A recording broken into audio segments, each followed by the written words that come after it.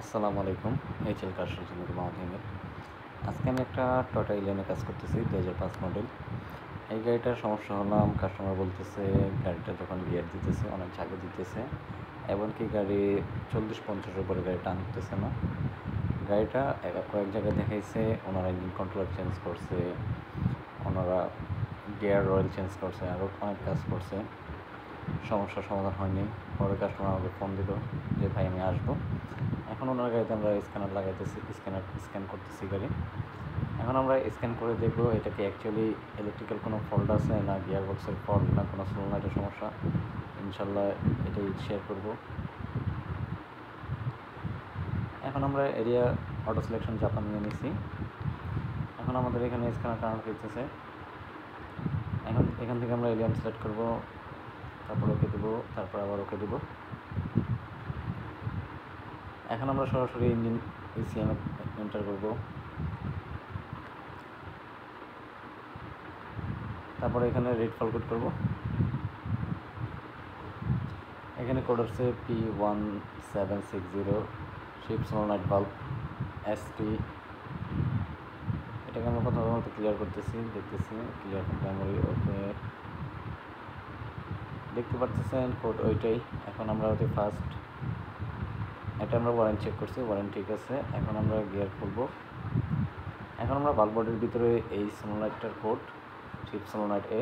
এখন এখানে আমরা অন্য একটা সোলোনাইট লাগাবো, লাগায় চেক করব লাইন ঠিক আছে ECU পর্যন্ত। এখানে ভোল্টেজ আসতেছে কিন্তু কাজ করতেছে না। এখন আমরা অন্য একটা সোলোনাইট দিছি। এখন এখানে কোড ওইটাই আছে, এখান থেকে আমরা ক্লিয়ার ফর মেমোরি। ইয়েস, আলহামদুলিল্লাহ আমাদের কোড ক্লিয়ার হয়েছে। এখন আমরা এটাকে আবার দ্বিতীয়বার ফিট করবো, বাল্ব বডি খুলে সোলোনাইট লাগায় ফিটিং করব। আল্লাহর রহমতে আমাদের গাড়ি ফিটিং করা হয়েছে। এখন আমরা এটাকে স্ক্যান করব, স্ক্যান করে এটাকে আমরা রোটেট করব। রোটেট করে দেখব যে আর কোনো সমস্যা আছে কি না। আল্লাহর রহমতে কাজ এটা আল্লাহর রহমতে হয়ে গেছে। এখন আমরা এটাকে নিয়ে বের হবো গাড়ি।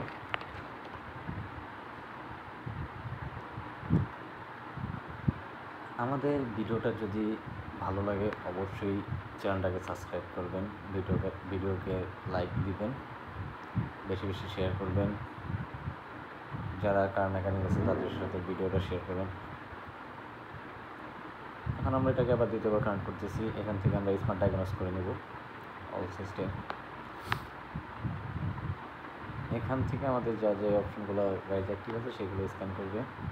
এখানে আমাদের ইঞ্জিন সিস্টেম নর্মাল দেখাইতেছে, ইঞ্জিন সিস্টেম এন্টার করতেছি, তারপর আবার ওকে দিতেছি। এখন আমরা রেড ফল কোড, কোনো ফল কোড নেই, নো ডিটিসি। এখন আমরা এখান থেকে কিছু ডাটা নেব রেড ডাটা হিস্ট্রি থেকে। এখান থেকে আমরা নিচ্ছি engine coolant temperature, engine speed, shift signal, vehicle speed. এখন আমরা গাড়িটা টেস্ট করতেছি। এখন আমাদের গাড়ির স্পিডটা মোটামুটি 8-9-এর মধ্যে আছে। এখন আমাদের 2 নম্বর শিফটিং করে নেই, আমরা 2 নম্বর শিফটিং করে দেখবো, তারপরে ইনশাল্লাহ গাড়ি ছেড়ে দেব।